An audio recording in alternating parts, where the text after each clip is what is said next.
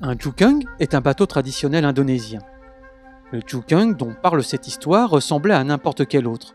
Il n'était pas d'une couleur particulière ni d'une longueur spéciale, et son moteur n'avait rien d'exceptionnel. Mais ce jukung transportait un passager hors du commun. Le pasteur Edward vit le jukung accoster sur l'île où il habitait. Il vit des agents de santé du gouvernement descendre du bateau et visiter son village. Quand il les vit repartir, il leur demanda où ils allaient et apprit qu'ils se rendaient justement sur une île où ils souhaitaient aller. Sur cette île vivaient 3 familles adventistes du 7e jour. Elles n'avaient pas d'église dans leur village, ni de bateau pour se rendre sur une autre île disposant d'un lieu de culte.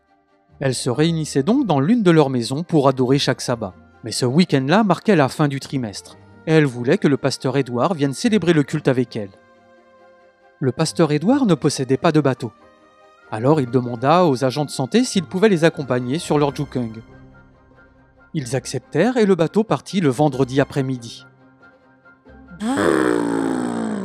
Le jukung fendait la surface de l'eau à toute vitesse. Le vent caressait le visage du pasteur Edward, qui se réjouissait à l'idée de passer le sabbat avec les habitants de l'île. C'est alors qu'une tempête s'abattit sur eux. La pluie battante et le vent violent n'empêchaient cependant pas le bateau d'avancer à vive allure. Soudain, le bruit du moteur se tut. Le pasteur Edward, les agents de santé et le capitaine du bateau s'observèrent les uns les autres. Le seul son qui persistait était celui de la pluie torrentielle et du vent hurlant.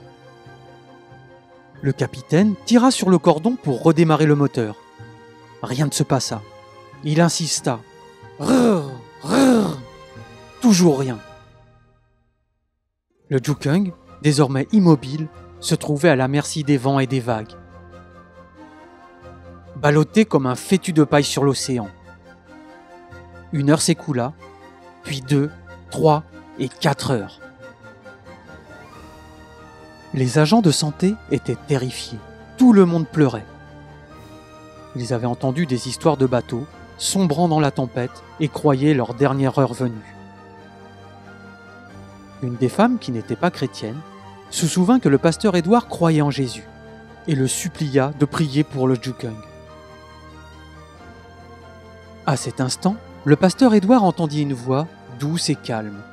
Elle couvrait toutefois le vacarme de la tempête.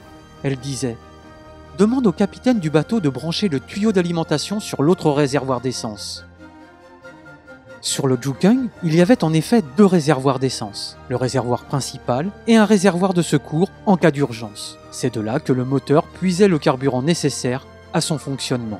Le pasteur Edward fut surpris d'entendre cette voix, mais il ne discuta pas. Il jugea nécessaire d'obéir. Bien qu'il ne connaissait rien en navigation, il alla voir le capitaine et lui dit de débrancher le tuyau du réservoir principal pour le connecter au réservoir de secours.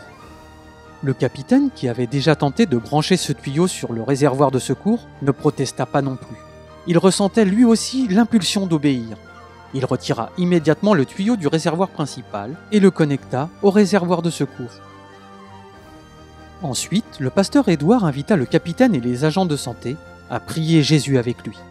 Les agents de santé cessèrent de pleurer et tendirent l'oreille pour suivre la prière. « Seigneur Jésus, nos vies sont vraiment dans tes mains, pleines de miséricorde, » pria le pasteur. « Ta volonté soit faite. » Puis il s'adressa au capitaine. « Démarre le moteur. » Le capitaine tira sur le cordon. À peine un instant plus tard, le moteur rugit de nouveau. Les agents de santé, y compris la femme non chrétienne, s'exclamèrent tous en même temps. « Gloire au Seigneur !» La pluie ne cessa pas et le vent ne faillit pas. Mais le moteur, lui, demeura en marche. Et le jukung accosta sain et sauf sur l'île. Sitôt arrivés, les agents de santé racontèrent à tous les insulaires que Jésus leur avait sauvé la vie. Ce sabbat fut particulièrement mémorable pour le pasteur Edward. Non seulement il célébra la Sainte Seine sur l'île, mais il eut aussi sa propre histoire missionnaire à partager.